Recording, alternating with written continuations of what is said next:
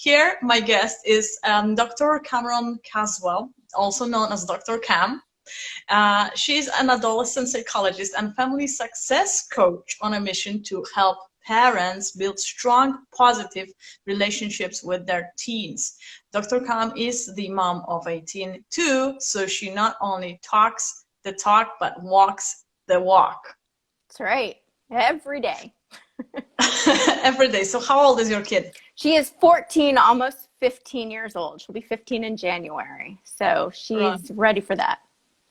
Oh, that's a tough age. That's a tough age. You know, I was always like, I used to be a very good kid, I guess. And as a teenager, I didn't get into any trouble. It started much later. Like I realized in my 30s that you can actually rebel to your parents.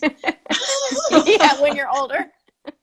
Yeah, exactly. And so that's when I realized, hey, you can rebel. And I also realized, my psychologist made me realize, my dad and my mom are two separate people, and I don't always have to, you know, fight both of them. We can make fronts. So I can make a front with my mom against my dad. I can make a front with my dad against my mom. That's right. And that's when things started rolling. Yeah, you got that all figured out. And what's funny is, even as adults, when you go back and you have that relationship with your parents, you revert right back into like your adolescence. I think that relationship comes back. It's like, so well, whatever we do, it was tough for us. Yeah. It was tough for us. Yeah. But I gave them the talking to, and then they understood a few things. So well, that's what I'm trying to help parents understand, what's going on with their teens, because I think so many parents blame teens for being trouble. And it's actually the way parents address the issues that cause the problems, not the teens themselves.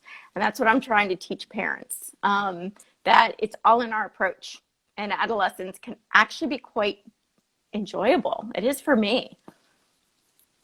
Right, excellent. And so let's talk about these things. So we were talking about, when we met yesterday, about what is the problem that you think is the problem, the perceived problem, like my kid is bad, my kid is behaving badly at school or doesn't have good grades. And what is the real problem that we're facing here? So what would you say a common issue that parents have difficulty dealing with, and that they come to you with is? I think one of the biggest things that parents don't realize is we are, and why I call myself the teen translator, we're interpreting their behavior from an adult lens and not from a teen lens. And so when we see our kids pushing back, we see it as being disrespectful, and really it's them trying to establish their own autonomy. And we end up, we'll end up disciplining them or getting angry and criticizing them for things. And they don't understand, because they're not trying to be difficult. They're just trying to exert their independence. And so when we realize that, no child wants to get in trouble. None. So they're not doing it to get in trouble. They're doing it because they don't know what else to do to establish this, and they want to become more independent. And parents get very controlling and frustrated, because the more our children push, the more we try to control, and the worse it gets. When we loosen up and give our kids some room, and we kind of rise the bar and give them ownership, it is amazing how much they'll do more than we expect when we do this. But we have to trust and give them freedom to fail. One thing I'm always telling parents, teens are going through this brain growth spurt, and they're learning skills like emotional regulation and problem solving, and how to negotiate and talk to people. They're learning, and so they're not going to do it well. It's kind of like our babies learning to walk. They're not going to do it well. They're going to fall over, and we don't criticize them for being a little awkward. Oh my God, my child is such a klutz. Not when they're a baby, right? But when our teens have trouble and don't master these skills right away and can fail and fall over quite a bit, we're hard on them. We don't give them that forgiveness and say, wow, they still need to learn these skills. We get angry at them. And then they feel like, oh my gosh, I'm a terrible person because I can't do this. Well, they haven't learned yet. So when is the point in time when we can actually start expecting things from young people? So expecting, do you mean expecting in terms of them stepping up or in terms of them pushing back? Yes. Okay. Like taking responsibility for their mistakes. Right. Isn't like when we're 30, when we're 25, when we're 18, 40. It's going to be at any age. And I think what happens is parents, and I get this, as a parent, I totally get this. We don't want our kids to fail. We're very concerned about their grades. We're very concerned about their success in sports, and we're very concerned about their social world and making sure that they're healthy. But the problem is we stay in this point of wanting to control, and we don't give our children the opportunity to learn how to become accountable and make their own choices. And the second we give them some freedom and they kind of fumble, we jump in, right? And we don't give them. So we're sending them the message, I don't trust you. You can't do this. And they start depending on us to come fix it. So I would just say, as your kids get older, keep giving them opportunities to make decisions and to be accountable. And if they don't do it successfully, rather than beating them up about it, just say, okay, what happened? Why did this not work so great, right? What can we do? What can you do differently next time? And coach them to start doing it better. And when we do it this way, they start realizing, okay, it's on me. I need to be accountable. And I own this. And when they own it, they actually start stepping up. One of the things I often say is teens want to be their own selves, right? Why they don't like doing what we say is because we told them to do it. And as soon as they're told to do it, they don't want to do it. And that's just natural because they need to set the standards. So when we tell our kids the right thing to do, we have now set it so that they no longer have that as an option. We've taken that option from them. We've owned the right thing to do. Now the only thing they can own is the wrong thing to do. So give them a chance to claim the right thing to do. Wow. Oh, that's big. The only thing they know is the wrong thing to do. Yeah, it's the only thing they can own. Yeah, that makes sense. That makes sense. So what can we do? What should we do? Is there a recipe? I don't think there is, but maybe there is some mistake that we actually make when the time is easier with our kids before they become teens.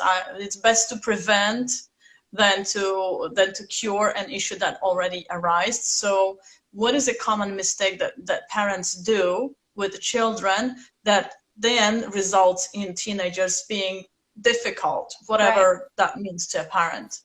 So there's actually a few things. One of them is, I think we as a society want to encourage our kids. Like back in, I think it was the 80s, there was this whole, even the 70s, there's this whole thing on self-esteem, right? We need to build our team's self-esteem. And so parents jumped in full force with this, and we started just lavishing them with compliments. You're so smart. You're so talented. You're so beautiful. This actually lessens their self-esteem. This actually erodes it because we're giving them positive feedback on something they have no control over. And so when kids are told you're really smart, they start avoiding things that are difficult in the fear of proving that they're not as smart as you think they are. But when we start and when we say they're so talented, they avoid doing anything they can't do immediately because that to them represents, well, I guess I'm not talented in that, because talent is a natural ability. And so when they're even young, we start focusing on their effort. We build them up on, oh my gosh, you studied so hard for that, and look at where, look at what that got you. Look at, and it might not even be an A. We focus on the A, the end result. rather than the effort to get an A, rather than what they're learning. With my teen, it's not about the grades at all. It's about, have you learned something? Are you doing the best that you can? What are you getting out of this? Because then the effort and the actual process of learning is what I'm encouraging, not just getting an A.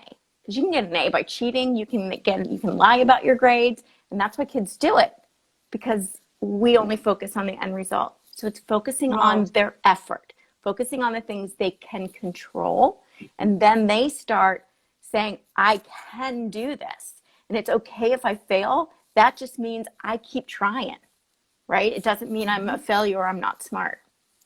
So that's a big one. Another thing that I like to tell parents is to start listening right away. We love, me included, I love to talk. I love to lecture. When I have my daughter's attention, I could go on forever. And they're hearing the wah, wah, wah from like Charlie Brown's teacher. Wah, wah, wah, wah, wah, wah. They don't hear a thing, right? So what they don't get is us listening to them. And this is one of the, pretty much every single teen. Now I'm gonna come out and say every single teen I've talked to is frustrated because their parents don't listen to them, ever. And they don't like to talk to their parents because all it ends up with is their parents trying to step in and fix it. The parents lecturing them. The parents, we're trying to help, but we're not. So learning to just step back and listen to them and just say, wow, that was tough. Or tell me more about that. And being quiet and hearing them. And when you start young, they start sharing more and more and more with you as they get older because they trust you. And a lot of teens have lost trust in their parents and all adults. So they don't tell us stuff. And then they'll come to me and they just will share all kinds of stuff because they're craving somebody to listen to them. They're craving an adult to listen to them. They prefer their parent, but if their parent's not, they'll come talk to me. But do you mostly work with the parents or with the children? Is the child even present during the session, or is it like they don't even have to be there and you can work with? I do the whole thing. So I work with teenagers because that tends to be what parents are most comfortable with. Like if they're having difficulty with their teenagers, they want their teenagers to come talk to me and help me help them get through to their teenagers. The problem typically is it's not the teenager, like I said, it's the relationship and how the parent's perceiving the teenager. So I love to work with the parents because no matter what I do with the teen and where I get the teen, if I'm throwing them back in the same dynamic, not a lot's going to change. My favorite is working with the parents and the teens together and helping them learn to communicate and helping them learn to understand one another, because ultimately that's our goal, is to bring the communication from both sides and help them understand. So that's my favorite way to do it. So I think from what you're saying, it emerges to me that this is a lot about asking questions, more asking. So you mentioned listening, but I think it's also about asking. And then sometimes we don't know what to ask because nobody taught us that, nobody asked us, and it's like I feel there can be a resistance. Why am I supposed to ask my kids something? Nobody ever asked me, so I didn't get it, so I don't want to give it to you because I don't think it's fair to me. So how do you get past that? So how do you force yourself or encourage yourself to get into that asking mode? Maybe you can share some questions that can be helpful there. Well, absolutely. And I think one of the things you hit on right now, Alex, is the fact that we put so much pressure on us for having to say the right thing or ask the right question. And it's so much easier than that because we actually don't have to say a thing. If we're quiet and we let our kids talk and all we do is nod and go, oh, wow, okay. They'll keep talking if you're letting them talk about what they're interested in. Excuse me. Wow. When we start going into questions, and there are good questions to get them talking, but I would limit it to 1 or 2, because after that it feels like they're being interrogated. And they're questions that are a lot more open, like, what's going on? Or, you know, a lot of the questions are really when they've already talked about it and they're frustrated about something. Instead of saying, you should do this, you go, wow, what are you going to do about that? And we're putting it back on them, right? So the questions are to keep them talking. It's not to, you know, there might be one to get them talking. They're not going to talk until they know you're going to be quiet. It's more to keep them and encourage them and show that you're interested in what they're saying. So ask questions about what they're saying. Ask them to give you more. Be curious about it. The other thing, if you are really, really struggling to connect with your teen, here is the best secret. Meet them where they are. If they love, here's a good one. If they love video games, so many parents are so, video games are so bad, blah, blah, blah, blah. Or TikTok, right? TikTok, social media. Instead of putting it down, ask them about it. Show me your TikToks. I just did a TikTok dance session with my daughter. Get interested in what they're interested in. Ask them to teach you about the video games. You're going to be amazed at actually some of the skills and what they've learned through it. And if you're interested in what they love, they can talk forever. It's amazing. So that is the best way to connect, is meet them where they're at and show interest in what they love. Is there any work that we can do on ourselves as parents? And I'm not saying this as parents, because obviously I don't have kids. I would kill a teenager if I entered my home. I love that your honesty with that is brilliant, though, because I think that's so important. Like, you don't have to have kids. If you don't want them, don't have them. Well, this is still interesting, you know, because my friends have kids, then I can lecture them. Yeah, it's awesome. That's right. Here is the first thing that I work with every single parent on, and you can't do anything else until you have this down, is staying calm. You have to stay calm. And the thing is, teens are, their brain, we just talked, their brain is developing really fast. It develops unevenly. Their emotion center is developing far quicker than the part of the brain, the prefrontal cortex, which controls those emotions. So if you are getting emotional and they're emotional and it all goes crazy, which I see all the time, the only person in that dynamic that can calm down is the adult. You can't expect your teen to calm down. So when you get into that emotion, the only thing it's doing is elevating your teen's emotions, which is spiraling. If you want things to stay calm, it has to be you. End of story. So I teach parents not to get caught up in the emotion, to stay very calm. And once they're able to do that, the teens will start reflecting that and they'll start being calm. So that's, you gotta start there. Yeah, that makes a lot of sense. That's the tough part. That's the tough part, you know, instead of doing your thing that you always do and after a visit with you, for instance, you know, after a consultation with you, okay, how do I start doing things differently? Then they try for a week or 2 weeks and say, oh, this doesn't really work, so you need to stay in there. It's the same with my clients, my weight loss clients, you know, the brain just wants to go back to the old habits. It does. And then they get frustrated. I think what's interesting to me, and this is, I'm sure you see this with weight loss as well, is that you keep doing the same thing over and over and over again, expecting a different result. That's insanity, right? Teen parents do this with their teens constantly. They're constant, like, how many times do I have to take away their phone? Well, clearly that's not working. So why don't we try something different, right? They keep doing the same thing, expecting their teen to finally react differently. It's never going to happen. So we need to change. And I'm sure you see that with weight loss. It's like we revert back to what we know and what's comfortable, but we're not going to see any change if we do that. Yes, that's the power of having a coach to show you that you're doing the same thing, because your brain will just give you a gazillion excuses to tell you, no, this is different, you know, or you tried and you failed. I'm done here. That's right. Etc. Okay, so let's go through this. We're going to be finishing soon, but let's go through a situation. So you have a teenager who is just constantly on the phone, and you tell them, you know, over and over not to be on the phone, maybe when you're eating together, when you're sitting at the family table. Yeah. So what can you do then?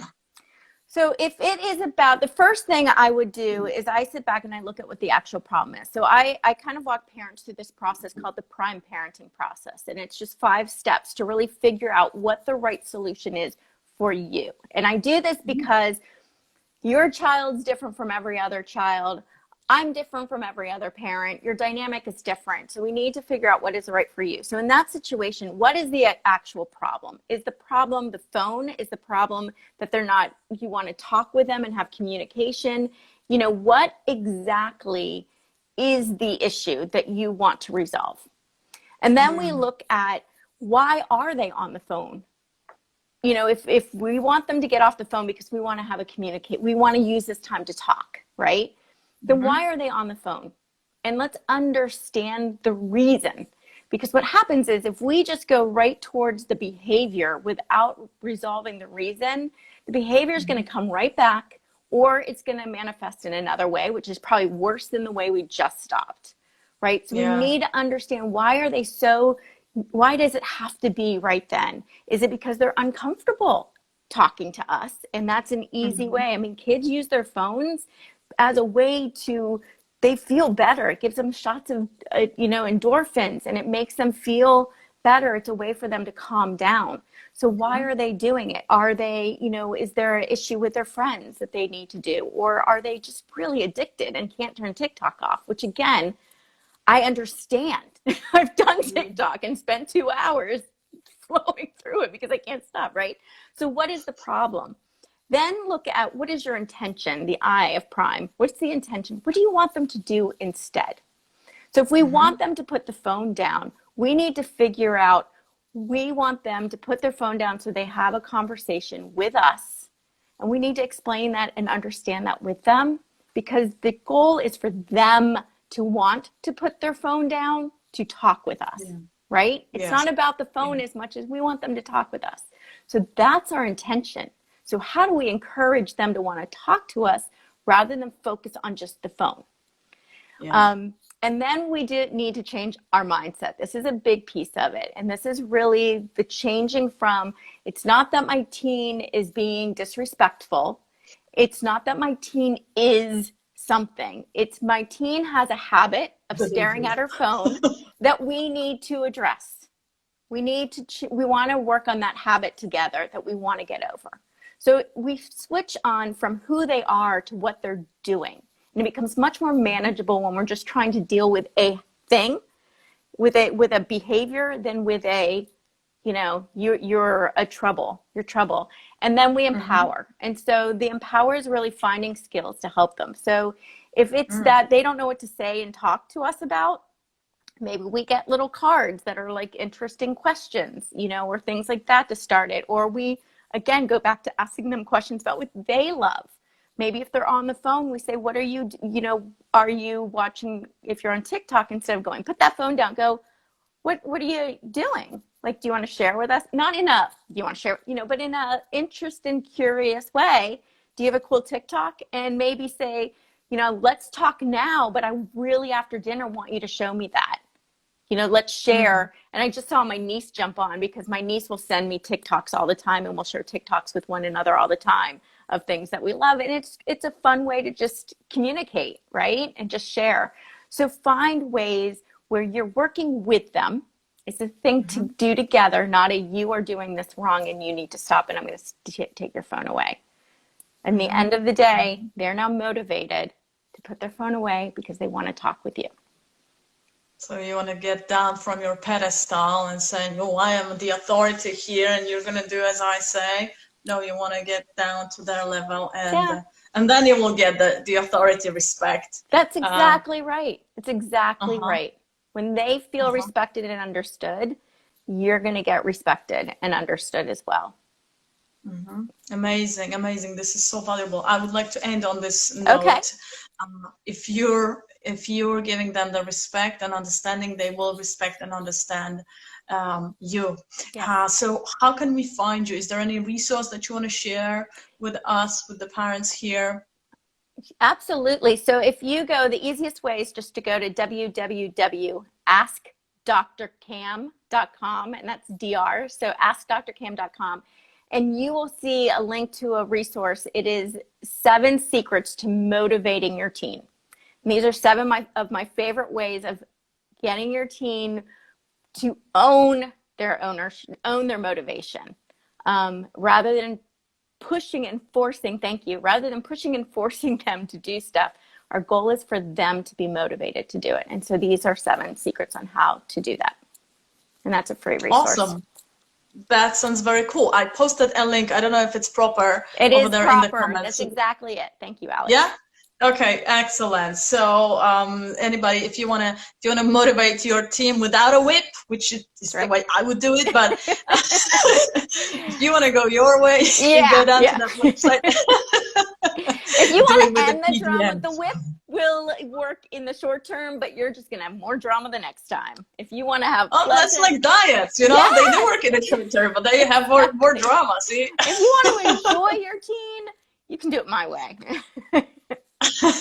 Awesome. Thank you so much for this interview. Alex. This was wonderful. It was fun. And now you're going to join me on mine. Exactly. Right now we're switching. So I'm joining Dr. Cam, and we are going to be talking. I'm the one who's going to be interrogated now. And I'm going to be talking about weight issues with teenagers. Yes. Why is my child fat, or why is it gaining fat, and what can I do about it? And it's nothing that you heard so far. So tune in, because I'm going to be talking about really interesting, very, very unique, very little known stuff. Yep. Are we doing that on Instagram? No, we're actually doing it on Facebook. We're switching all over the place. So it's going to be on my Facebook page, which is Dr. Cam Family Coach. And if you go there, then you'll be able to find us, and we'll be live on Facebook. Okay, awesome. Dr. Cam, Family Coach. Perfect. So we'll see you in a few minutes, guys. Thank you so much for this. Very, very informative. I loved it. I did too. Thanks, Alex. Bye. Bye.